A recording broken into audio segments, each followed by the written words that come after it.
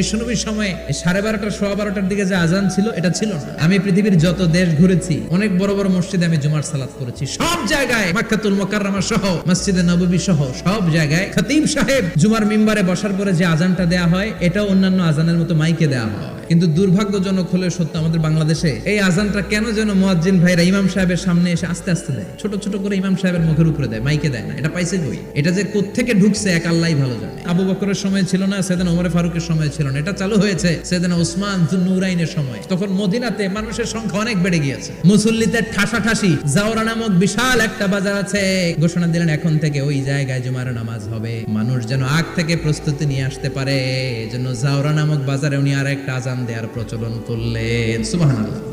সেখান থেকে আজ অবধি আমরা এই অতিরিক্ত আজানটা দিয়ে থাকি। এটা নবীর সুন্নাত না, এটা সাহাবীর সুন্নাত। বিশ্ব নবীর সুন্নাহ মেনে নেওয়া যেমনি আবশ্যক, 4 খলিফার থেকে পাওয়া সুন্নাতগুলো মেনে নেওয়া আবশ্যক।